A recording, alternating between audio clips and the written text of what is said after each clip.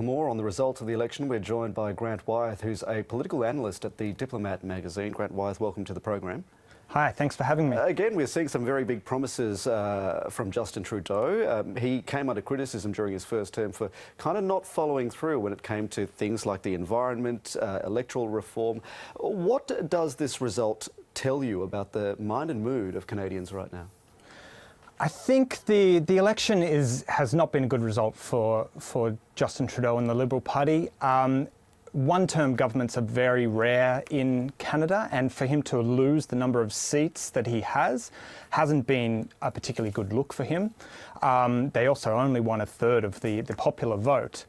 I think he's had a kind of scandal-plagued administration the last kind of 6 months or so, where a number of issues that made him look like not the golden boy that he kind of made himself out to be have surfaced. So I think that he's very fortunate that the Conservative Party are still seen as very much a party of the Western provinces and viewed suspiciously towards the east of the country. And so this has been able to save, I guess, the Liberal Party from suffering a defeat. Can you just explain to our viewers how is it that you can win a third of the popular vote and still be, have enough seats to form a minority government? And what does that tell us about the difficulties he might face in acting on that mandate he says he has? Well, Canada has a first-past-the-post system, so it's quite distinct from our preferential system. And the Liberal Party basically have a very efficient vote where they can win lots of seats but only by small margins, whereas the Conservative Party tend to win seats, especially in Alberta and Saskatchewan out west, by very large margins. So this gives them it's basically given them a larger percentage of the vote, the Conservatives, but probably about 30 fewer seats. Justin Trudeau did promise that he was going to implement electoral reform, looking at both proportional representation and a preferential system like ours. But that didn't come to pass. He found that would not be favourable to the Liberal Party. And as you can see from today's results, it is favourable. The first past the post works very well for the Liberal Party.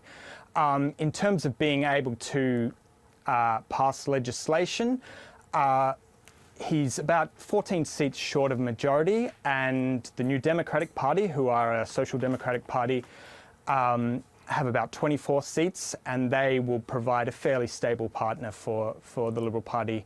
The leader of the New Democratic Party, Jagmeet Singh, was discussing a formal coalition in the last couple of weeks of the campaign, but I don't think the Liberal Party will go for that. I think they will just test the confidence of the House, and they should get that quite easily, and then just work with the New Democratic Party on issue by issue.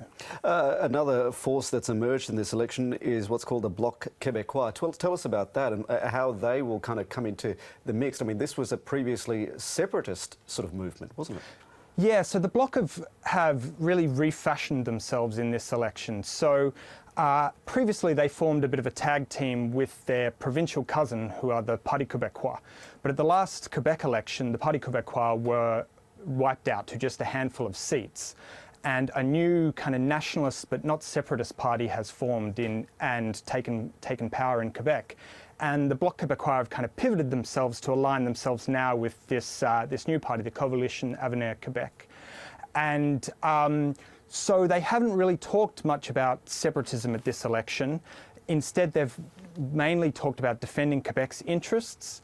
And there's been one kind of solid issue where the provincial government has passed a law known as a kind of secularism law, where they've stated that public servants in positions of authority cannot wear conspicuous religious symbols. So it's basically aimed at women who wear hijabs or Sikhs.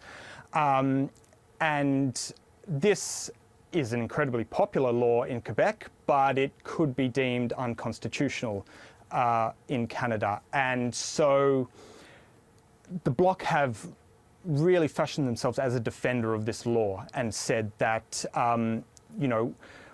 we are defending our right to make our own laws, and we're a distinct culture in Canada, and we should be able to have our kind of own way of life, and they I think there's a sense that they see Canadian multiculturalism as an imposition on their kind of francophone culture. And so, as you say, there's very particular Quebecois interests. You mentioned earlier on that the Western provinces, Alberta in particular, has its own sort of special interests. What were the main fault lines here? Because this is clearly a very regional election. Yeah, so Alberta and Saskatchewan, the Liberals won no seats whatsoever, and the Conservatives won all but one seat in those two provinces. The NDP won a seat in Alberta.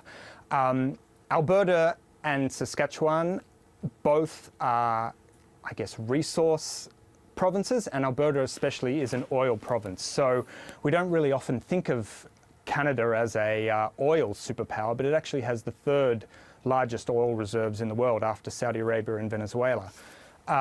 And they're heavily concentrated in Alberta. And Alberta is currently wanting to construct some new pipelines, one out to the Pacific coast, another one out to the Atlantic coast to get their oil to market.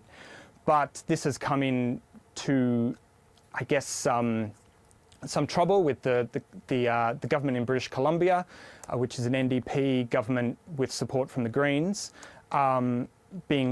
saying that they're not going to allow Alberta to build a pipeline through British Columbia, and the Quebec government saying we're not going to allow a pipeline to go through Quebec out east. And so Alberta is feeling very hemmed in. And on top of that is the issue of climate change, which basically says to Alberta, your whole economy is something that